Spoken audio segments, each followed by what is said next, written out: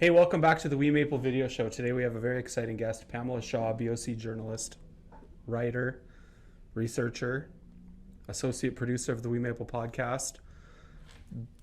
Tons of education and credentials that I don't have. Incredibly smart and wonderful human being and friend and colleague here at Business on Camera. Welcome to the show, Pamela. Thanks, Matt. Nice to be on the show. It's kind of weird being on this side of the camera. Hey, Yeah, I'm the mastermind behind the scenes. What's that like? So you two fingers switching back and forth. This is basically when we're recording the show. Mm-hmm. Yep. What's tell us about the process of WeMaple video show. What's the whole process A to Z? Well, we just started implementing a process. We kind of just hit the ground running with this video show, huh? So we're kind of just learning the most optimal way to achieve that, to achieve a good video. And there's been some obstacles, obviously, along the way. I mean, what new venture doesn't have struggles? But it's been quite rewarding, actually. I feel like we're doing a good job going forward. So basically, I just reach out to the guests. I say, hey, we're WeMaple. This is what we do. Do you want to be on the video show as a guest? And then I navigate the guests through an introductory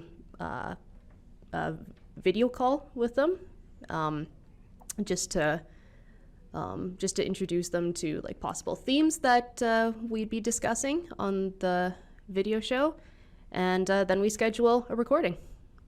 And then I just sit behind the laptop and watch the episode, moderate the cameras. Yeah, a lot of elements go into this, and and then on the post-production side, we then have this large file gets sent to Vancouver. Our editor cleans it up, sends a first cut, and then often there's changes, and we get another cut, and then a thumbnail, and then the social media post. And I think when we started, or at least for me, I didn't really anticipate the amount of work that goes into doing these shows. I think what episode number would this be? I think this would be 12 or 13. Oh, wow. Yeah, well, what's that like? You came into BOC as a journalist and such an excellent writer, and then you've sort of been, you've graciously accepted this invitation to be the associate producer of the WeMaple show. What's that been like for your kind of growth as an individual, and what's your experience been?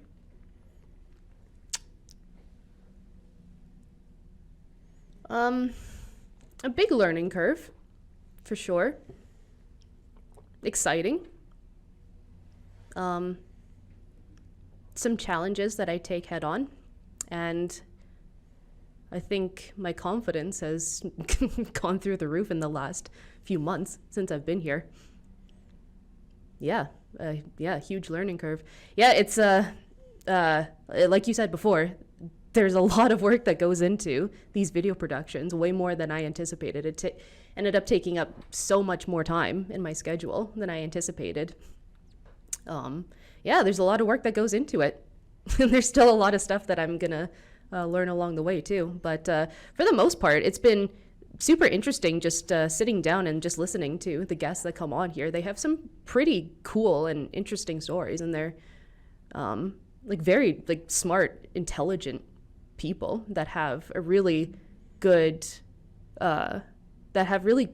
ethics and values that I'm sure most people can relate to. And I think that's the really cool thing about WeMaple, is just bringing in just grassroots Canadians, just everyday Canadians, and just kind of diving a bit deeper into their story, just because everyone has a really interesting story behind them. Whether they're in the corporate world, whether they have their own business, whether they're in makeup, filmmaking, whether they're anything. There's just more to a person, and diving a little bit deeper beneath the surface with each person, to me, is the most interesting part about this video show, is just getting to learn a bit more about that. It's this guy's doing this, but he's actually super intelligent about other stuff too.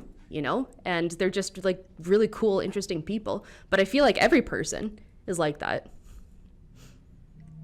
Yeah, yesterday, I thought like with Cowboy as a guest, it's like no matter where we went in the conversation, he had something to say, and I found that knowing him for almost 2 decades, it was like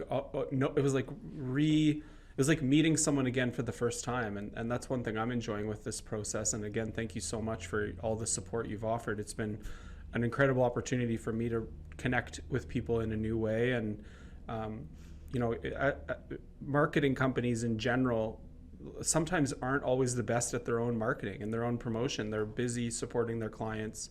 And so WeMaple, us having our own little media production team and house, we want to start to tell those stories and enhance our brand. So really acknowledge the hard work you've been putting in. Thank you. I'm stroking my ego a little bit, huh? A couple compliments on the old WeMaple video show. If you come on as a guest, you'll get one too. But that thing about just rediscovering an old friend per se, or like a lifelong friend, I totally know what that is. Just like I spent some time abroad, and just coming back to Calgary and reestablishing those connections with people. They've grown as a person, and I realize that I've grown as a person too. But I feel like that's like totally natural. I'd be a little bit more concerned if they didn't. You know, life kind of just throws shit at you that you have to adapt to, and challenges that you have to overcome. So somebody who's the same as they were in high school, I probably not want to be friends with them. You know, that's just weird. Isn't that weird? Yeah, absolutely. We've had deeper conversations about different friend groups and relationships, and if I don't talk to someone for a long time and then I talk to them and they're still saying the same things in the same way with the same energy and tone and cadence to their voice, and they're in the exact same space, I find that hard to deal with. And not that like I have some extraordinary results or something that I'm like better than. It's just I do have an underlying value of growth, the pursuit of growth, and that can be hard at times to like really deeply love a friend or family member and just genuinely kind of assert that relationship is over, and because the type of person that is driven to want to pursue growth is different than a person who's just content in where they are. And that there's not a wrong thing. It's just if those value sets are off, I find it difficult to spend a lot of time there. Mm-hmm. Yeah, definitely. You mentioned travel abroad. I mean, this was something that was very impressive to us, was when your resume came in and your education, but also that worldly view, in the first interview that you shared of your family and just the experience and nature of what that was like for you. Could you share again, where you traveled, what you did, and what you learned? Oh boy, I could take hours. 15 minutes later. Yeah, exactly. Where was the first place that you went that was outside of Canada? The United States, but that was because, like us as a family, we would take road trips down to California, about like every couple years or something. We'd travel down through Montana, Idaho, down to Vegas, and then across to LA. And then I have a cousin in Texas, and sometimes we would take that exact route and then just meander over to Dallas. So the United States for sure, and Florida. My parents, their first retirement place was in Florida, in Fort Lauderdale. But it got a little bit too crowded for them, so they jumped ship over to the Bahamas, just like right next door, on an island in the Bahamas. So that's where they are right now. So I spent a bit of time in Florida as well. I'm pretty familiar with many states. My sister lived in New York City. I visited her there. And we took trips to Mexico when I was a kid. This is all in my childhood. Like when I was a kid, we were doing this. We were visiting these places. And then at 13-ish, 12 or 13, was our first trip, was my first experience in the UK. I have aunts and uncles there on my dad's side, and went to visit there. And the first time, I remember this so vividly in my head, the first time that you come out of the tube, out of the train in central London, and you walk out into like Oxford Circus, or Piccadilly. No, sorry, Oxford. What is it called? It's Piccadilly Circus and Oxford something. Anyway, the first moment that you come out of the subway into Piccadilly Circus, it's like a whole, like it blew my mind. It's like a whole different world entirely. The buildings are different, people are different, like everything was just different. And I was just thinking, whoa, what is this? Like, what is this like new world that is Europe? This was back when the UK was a part of Europe, but that's a whole other can of worms that I won't get into. And yeah, and then from there on, like sometimes we would take trips, like we would hop on the train over to France, sometimes down to Spain, and it just kind of, my fascination just went from there. I wanted to study history. I wanted to take a degree abroad, so I worked towards that goal, and I hopped on a plane to Denmark, and hoping everything would work out, and luckily for me, it was a calculated risk that ended up paying off, and university accepted me. I took a master's in history there, and yeah, I stayed there for 3-ish years, maybe 3.5 years. I can't remember. Yeah. And how did journalism and writing, how did that come into your picture? Writing, I was always writing. It was always academic writing. Journalism came about unexpectedly, but the pandemic happened, and I happened to be in the middle of Germany at that time, just in a small little farmhouse just outside of Munich when the pandemic hit, and it was January 2020. So this is when it meandered over to Europe. I don't think it was in Canada yet. I think that happened in March. And then I was reaching out to research institutions and universities to kickstart a PhD in the history of science.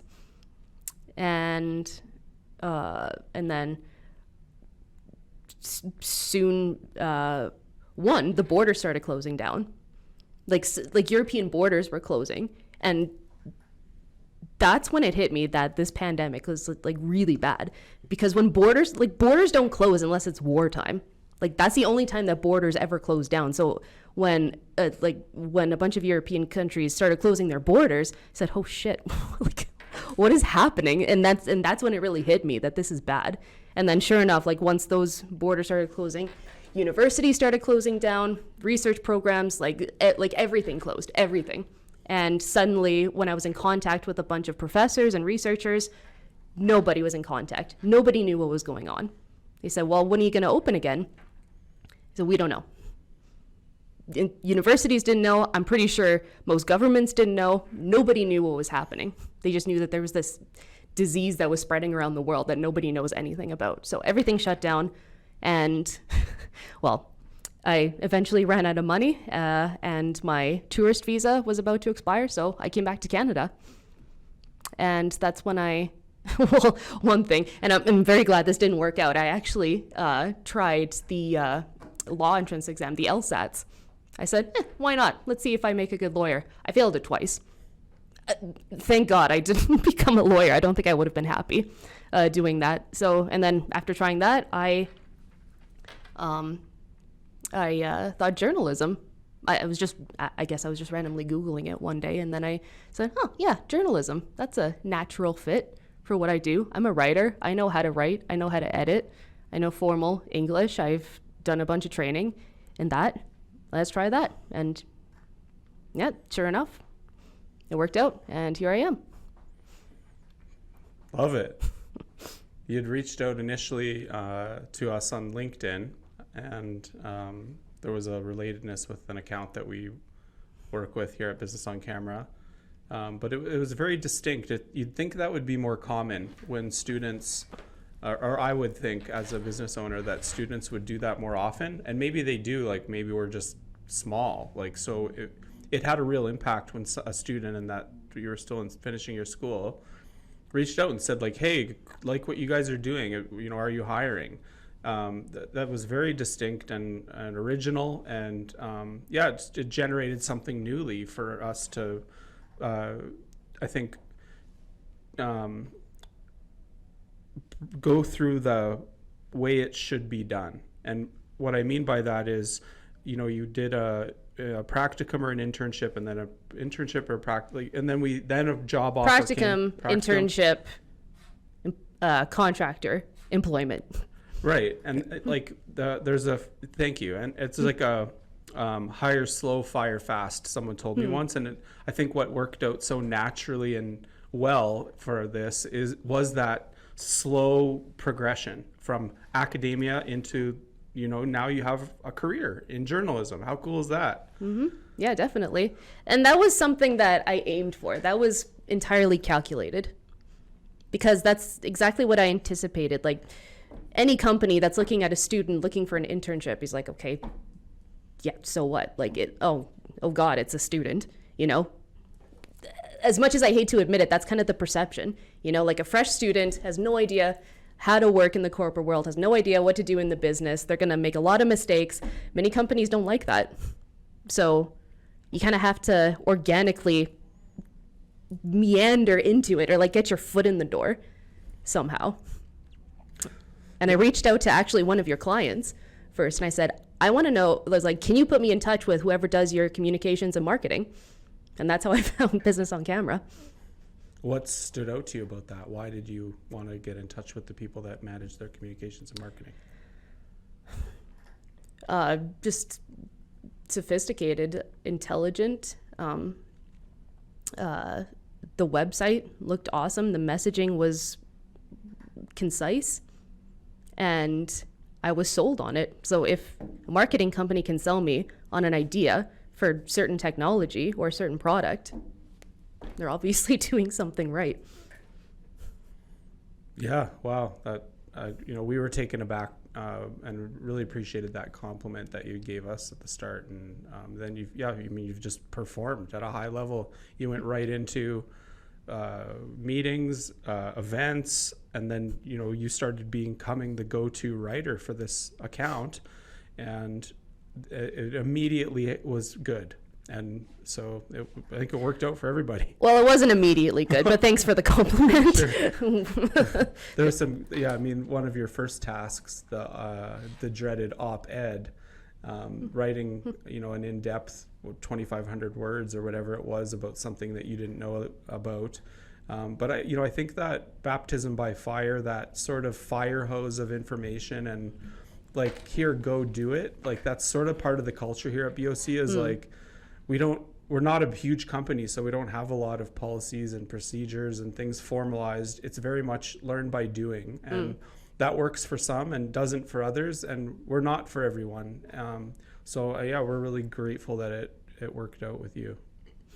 Thank you. So what are you excited about creating in Q4 here as we near the end of 2023?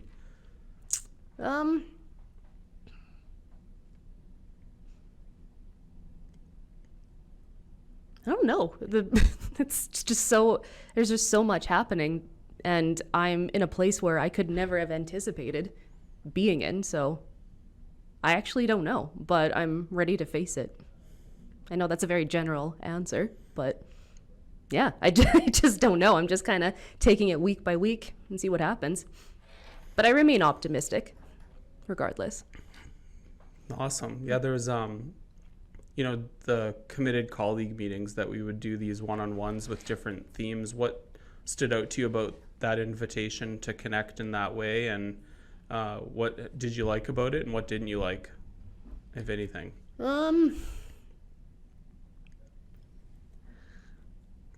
I think it was valuable to just get to know colleagues just on a personal level, that even if it's a surface level at first, you just having that organic connection with somebody, I think, is very valuable, because then you I can't really describe it, but it just works. You know, when you know each other as people, and whether like you're inspired by them or you want to, like, you have something in common with them, I think that just naturally makes a good cohesive team. I think that's just human behavior. I think that's just everything. That's just something that most human beings want, is to have that connection. So it works. Yeah, communication is obviously critical, not just what we do for our clients and partners, but internally as a team. I think we bent a little bit of time, by being able to connect daily on a particular topic for 15 minutes, built a higher degree of relatedness and knowing the other person, like you mentioned, the personally. But one thing I've experienced this week is a missing in that. It's been so busy at work that none of those meetings took place, because now with a team of 5, for me being in all of those, that's an hour and 15 minutes out of the day. That is, those meetings are important and valuable. However, so is now we've gone from 4 accounts to 16 accounts. So just figuring out that balance. And so with the Q4, like, what I'm excited about is the possibility of how through our team and teamwork we can continue to deliver at a high level for our partners and accounts, but that also we as a team can continue to accelerate and thrive, and our culture can continue to grow. And that's really exciting for me. Yeah, definitely. What about the holidays? Are you a person that gets deep into Christmas? Do you like... I do. I love Christmas. It's the best. It really is. I have some friends that are insane, like ecstatic about Halloween. I love Halloween too. It's fun, but I'm definitely more excited about Christmas. I don't know. The vibes of it, the getting to spend time with family. It's awesome. Just the traditions that come along with it. How can you not feel good at Christmas? Actually, no. That's a bad question. There's many reasons why Christmas could be a bad time for some people. So, but yeah, personally, I look forward to it. Christmas is awesome. It's weird because Thanksgiving isn't really as big of a thing in Canada as the United States, right? Isn't that what it seems like? Like at Thanksgiving, like everyone, like the whole family just like travels across country, and everyone like sits down and like watches a football game, right? And then has dinner at like 4. And then the Black Friday is right after, I think. Is like the midnight of the midnight preceding Thanksgiving, right? So people go nuts in the States over like both Thanksgiving and then Black Friday. Like they line up at midnight at Walmart and they just go crazy over sales. It's insane. So I noticed that's more of a thing in the United States than it is here. Here, Thanksgiving is kind of like, yeah, you have turkey, maybe, some cranberries. I don't know. Maybe it's different for you and your family, but yeah. Yeah, it's just the meal. And even now, like having my own kids, I don't typically cook a turkey. They're like, all that food is just an unreasonable amount of, I find, so it's faded out for me and my children. But, it's interesting to think about like, U.S. and Canadian culture, but then also each family's got their own kind of distinct set of values and how they like to spend their time.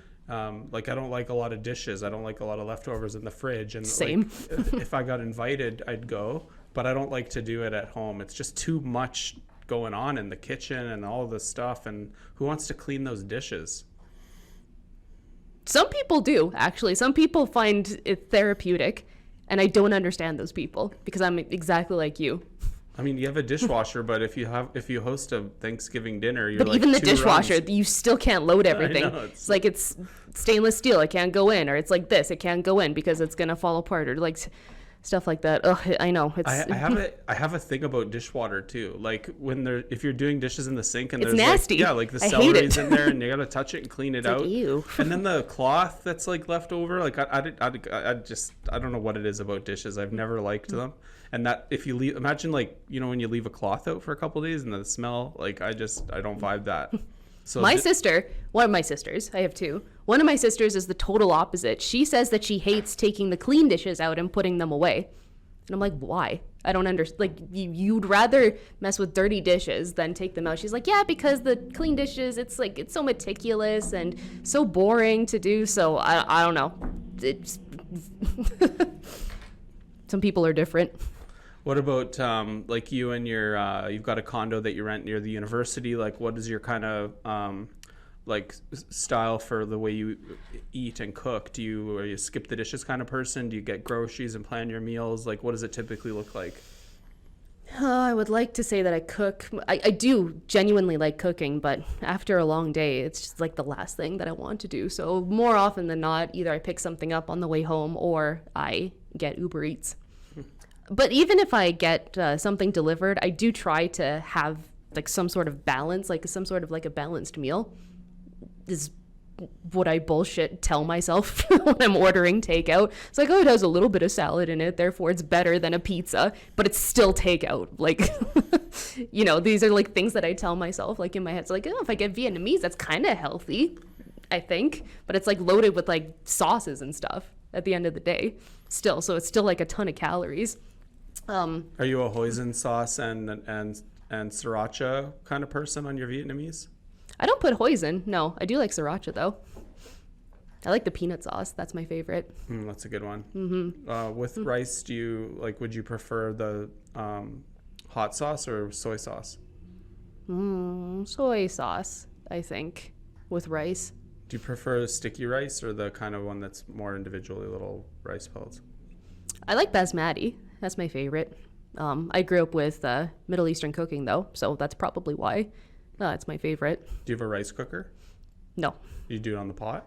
Traditional? Yep. Never done that. Really? You have a rice cooker? Yeah, I've never cooked rice other than in a rice cooker. Oh, wow. Okay. You just hit the button. I like that. And it's perfectly proportioned. Just a cup of water, 2 cups of water, cup of rice, boom, hit the button, done. And just huck that sucker in the dishwasher after. What's your go-to for Uber Eats or skip the dishes? Pizza and sushi.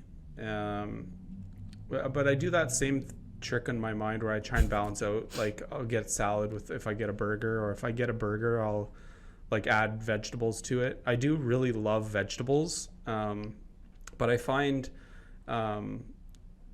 myself lately being more intentional with grocery shopping. So I do a Superstore online order and think about what I'm going to cook and order it online and just get the groceries delivered. And just trying to eat more food that I cook as opposed to like ordering takeout. I find I just feel better. Yeah, definitely. The convenience thing though, and the way you described, like after a long day of work, it's just nice to have the food ready. Like the other day I hadn't eaten all day. I was generally a little intermittent fast. And then it just went too long to like 7:30 when I left work, and I hit Dairy Queen. I'm like, why get 1 cheeseburger when I can get 2? And then I'm like walking home eating 2 cheeseburgers on Elbow Drive. I'm like, what is wrong with me? But so working to be more proactive to, if there was food here at the office pre-made in a Tupperware, I would have eaten that, but I just didn't have the time or thought to prepare it. But that's where I'd like to go. And that's back to kind of Q4 of the year is, I've always believed that this kind of New Year's resolution thing is like, if you wait and you start after the holidays, so I always try and get some good, I work to get momentum in the fall so that when the new year comes, I've already got some momentum towards those goals, health goals or whatever it is, meditation. What about you? Are you kind of person are you intentional with goal setting? More so with physical health than what I eat. I'm not too concerned about. I really truly feel like I have a relatively balanced diet. I'm conscious about fruits and veggies. I very rarely deny anything or like push anything out of my diet.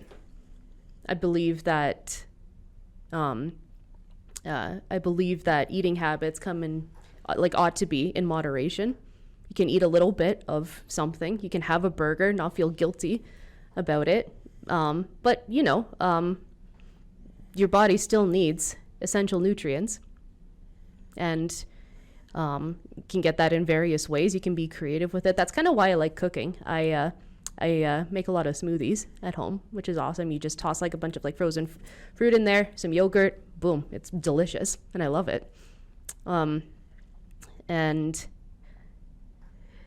I think that's one of the valuable things about cooking at home, is that you're able to control what goes into it, right?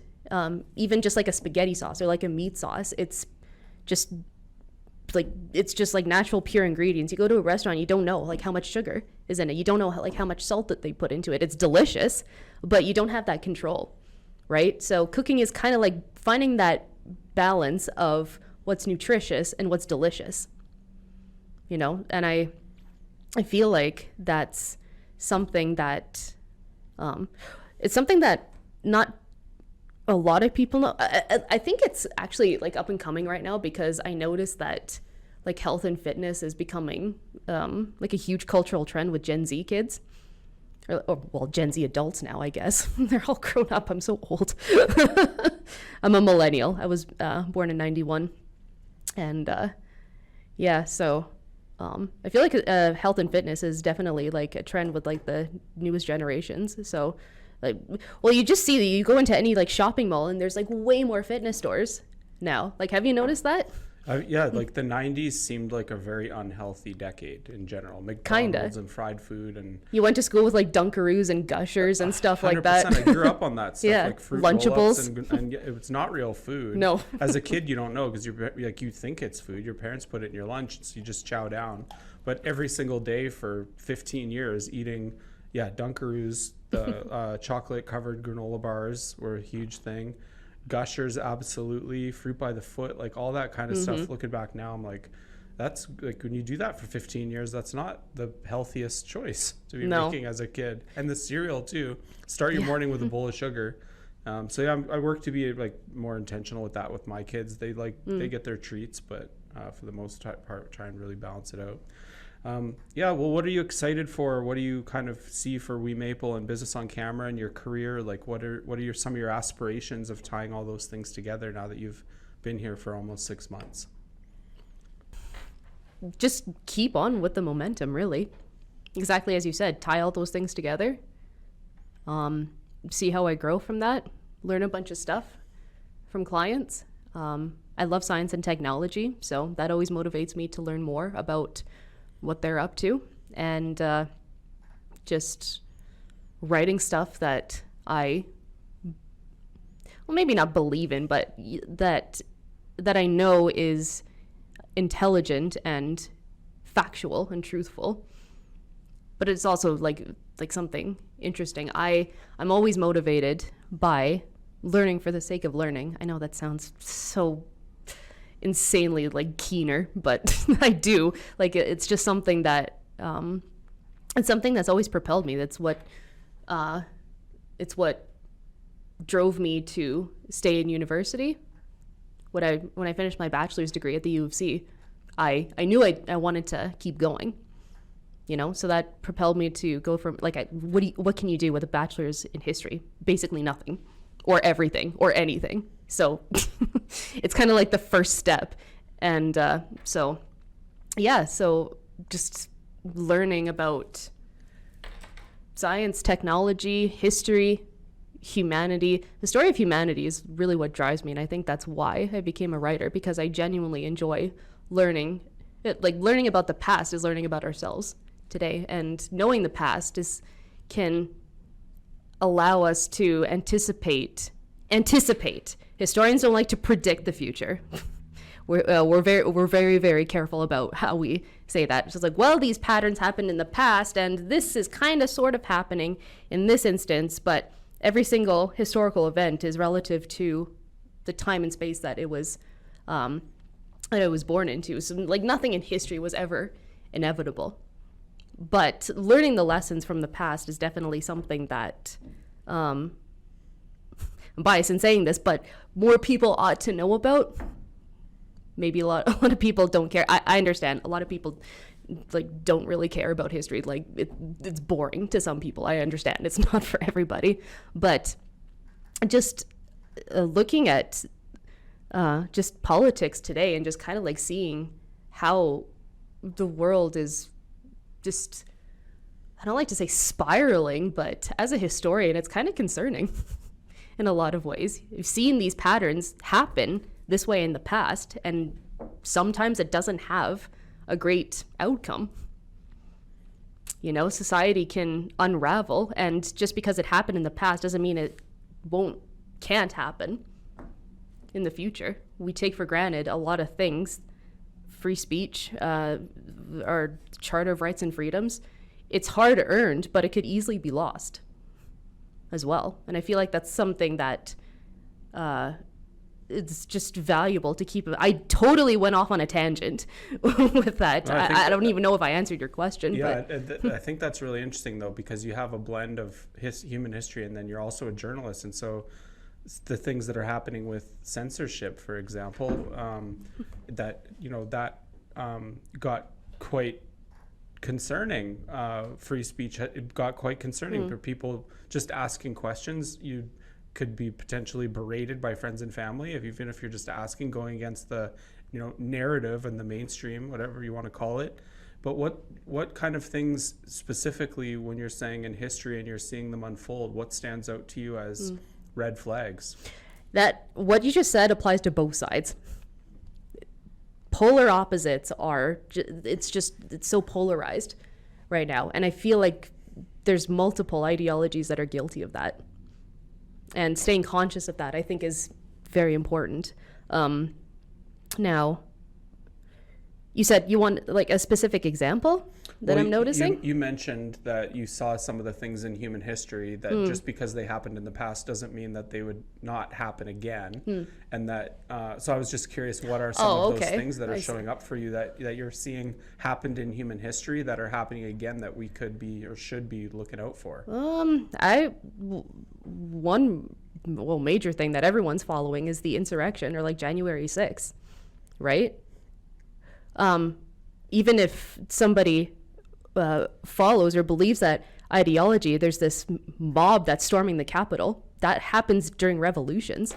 Who's to say that it couldn't have ended up like, I'm not sure if you're familiar with the French Revolution, but something very similar happened then. And a very bad outcome happened. You know, it was anarchy, chaos. Human rights was a result of World War II, or international human rights, where everyone agreed everyone is equal, everyone has these rights. That didn't exist prior, didn't exist prior to World War II. And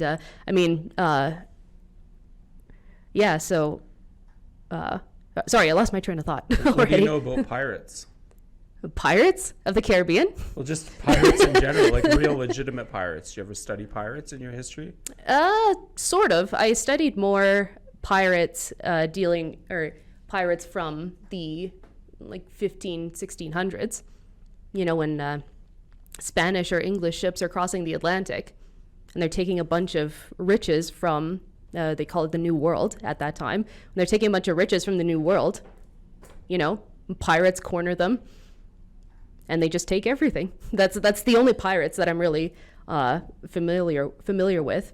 But there's also that Tom Hanks movie that came out about Somalian pirates, and that's modern day pirates. Yeah, the hijacking of boats and holding people hostage. That's pretty nuts. So yeah, they're still around. What about when you were studying history? Was there a particular? I mean, you've got the wars, you've got the treaties, you've got all these different cultures and borders changing and countries being created and destroyed, and what was it about history that you particularly found interesting? Was there one specific thing?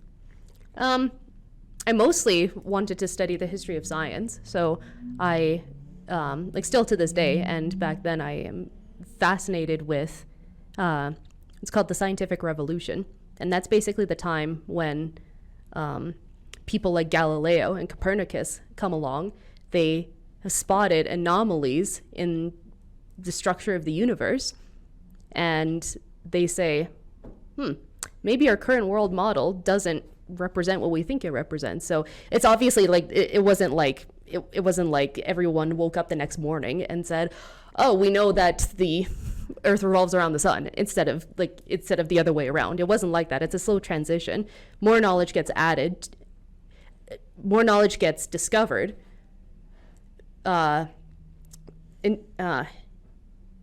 communities, like scientific communities, intellectual communities, validate that or discredit it, saying, no, this doesn't work out because of this, or this equation kind of like disputes that. It's an ongoing cycle of like discovering knowledge, validating knowledge, and then that knowledge gets added to like structured education, or like how we understand the world. So I was always interested in that paradigm shifts, especially like when it comes to astronomy. So I like that period of time. I was always fascinated by that, how we view the universe just completely changes, for like before 1600 thought it was accepted that the universe revolved around the earth. I mean, when you think about it, everything moves overhead. The sun rises and sets, so do the stars, so does the moon. Why wouldn't you think that, right? But the invention of the telescope, when Galileo was able to see moons rotating around Jupiter, he said, wait a second, that doesn't fit. That doesn't make sense. Why would something be orbiting Jupiter? So he proved that, or it's evidence that there's something not equating to the current worldview. And from there, obviously, like a bunch of stuff comes along, like Newton with gravity, and Kepler, William Herschel, like scientists. They add knowledge to the world. Basically, like they discover something new, and then society just evaluates that and just gradually like changes this worldview, just changes like the structure of the universe, basically, and how we understand it. So that was always fascinating to me. That's what I always liked to study. I said a lot, I know. No, like I'm so astounded. Like, just back to what we were talking about, where you haven't talked to someone for a while, and then you're like, if you end up with a great conversation with them, because we've been working together here for over 6 months, and I'm like, holy, like, where did all this knowledge come from? I'm like, this person that across to me, like, holy, does she know a lot of stuff that I don't know anything about? Well, I mean, have some relatedness to what you're describing, but to know that level of detail and then be able to recall the names of scientists like you just did, like that's very impressive. And it also made me think, like, holy, like, let's get you on like a science podcast. Like, let's use this recording to get you as a guest to actually Neil deGrasse Tyson. Yeah, like Star Talk. NGT. Let's get Pamela on the old Star Talk. Shout out Neil deGrasse Tyson. Yeah, that's interesting. What about artificial intelligence? That's been something we've been discussing at our agency here, of how to implement the tools, and what are some of the things you've learned about AI in the past little while? A lot, actually. And in uncovering that surface level knowledge, I realized that there's a whole lot that I don't know, that there's people in the industry that have degrees in this. They can construct these things. I know very surface level stuff. OpenAI, AI generated stuff, whatever, videos, images. I just basically know how to do that. I don't know anything deeper than that. I don't know how to manipulate programs. I don't know how to orchestrate data. I don't know how to do any of that stuff. So I basically learned that there's a lot. I learned that there's a lot that I don't know about it. And it's, I mean, like most technology, really, it's accelerating, but people have always been skeptical about artificial intelligence. Like, this isn't really, I think it's become talked about more now because it's like so ingrained into everyone's daily life. Like, AI is just like integrated into everything basically now, and you can't really avoid it. When before it's kind of like, well, the Terminator, or the Matrix, that was artificial intelligence. And even then people were skeptical. It's like robots are gonna rise up, like iRobot. Like, robots are gonna take over, they're gonna become sentient. But there's this one historian. His name is escaping me, but I have his book. It's called *Sapiens*, and he said something really interesting. He said that like we assume that artificial intelligence is gonna quote unquote like take over. They're gonna like robots are gonna rise up. They're gonna like take over humanity. But what he says is that we're kind of already there. Artificial intelligence doesn't have to become sentient to influence humanity. It's already doing that in social media. Like it's already at a point, like as long as artificial intelligence can influence culture and influence human emotions, that's all it needs to I hate to say the word take over, but I guess dominate, or like just be kind of like orchestrating like how people feel and how like cultures change. Because AI is now like AI is learning from AI right now. Like that's how much it's accelerating right now. And yeah, it's going to be interesting to see how our laws change because of that. What laws are going to be in place that try to contain that, or or the ethics behind it, or moral like compasses like surrounding that. Laws are always far behind cultural movements. Laws are hard to change. There's a process behind it. So culture is always advancing like way past what laws can keep up with.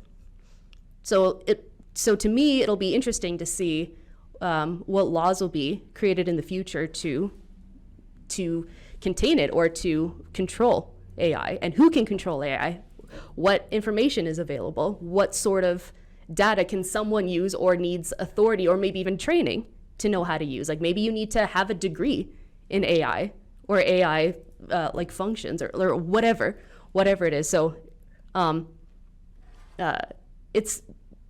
be interesting to see. I'm a person that's always optimistic about technology in the future because my perspective as a historian, I've seen technology advance like to this point right now. And for the most part, people have been good containing it. They've been able to like not let it destroy humanity so far anyway. So yeah, I think I remain optimistic about AI, and I know a lot of people will disagree with me, and that's okay. I understand.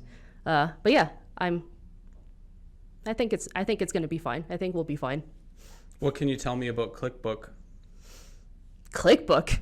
You trying to get some advertisements in here? Trying to get people talking about service? It? Yeah. Like, what have we been up to in the last 8 weeks working with Liz?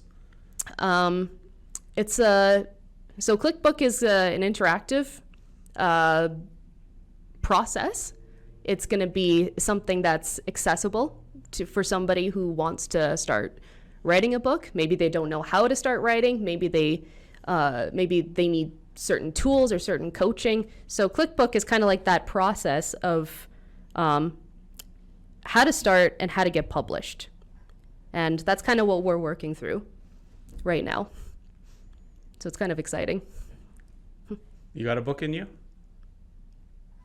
Probably. Yeah, definitely. I'm a writer, so obviously. So you're going to try out ClickBook next year on the pod? You're going to make me pay for it? It'll come right off your check. Oh, shit. Never mind. Anything else you'd like to add today? Pamela Shah? No, I don't think so. How was your experience doing it on the other side of the camera? Kind of fun, actually, really fun. Yeah, awesome. I enjoyed it too, and it was like meeting a new person. The historian in you, like I didn't know you identified as historian. You know, like identified. That's my gender, historian. Yeah, like it's like us historians. Like I didn't know that was kind of like a thing. So is that you get a particular degree or letters after your name that make you a historian, or is it that you graduated from studying history that you become a historian the way you'd become like a librarian? If you work at the library, you're a historian. It's kind of studied history. It's kind of a bit more loose with history because if I do a bachelor's, I put BA, but tons of people have bachelors. Like right now, my name is Pamela Shah, MA. MA is the title that I have. I have a master's degree. If I had a PhD, it would say PhD at the end of my name, just like an engineer, PEng. It's a title. But for historian, there's no like one certain point where it's like, yes, you're an official historian. This is your inauguration, and then you get a ring like a engineer would. Actually, I'm not sure if they still do that anymore. Whether engineers still, I think they still get a ring.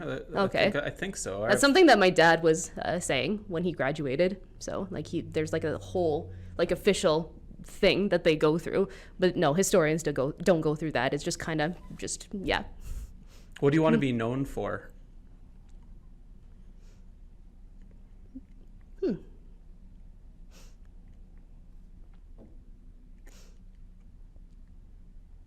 Being intelligent, hopefully one day wise. Wisdom comes with a lifetime. Compassionate, understanding, a good human being. Excellent. How can people reach you if they want to be on the video show? You can reach me on LinkedIn, Pamela Shah, MA. Yeah, I'm not too active on Instagram or Twitter. Well, X now. I'm not really a social media person, but LinkedIn is definitely where you can find me. Just my name, Pamela Shah, SHAH. Thanks for coming on today, Pamela Shah. Thank you, Matt Key. Awesome.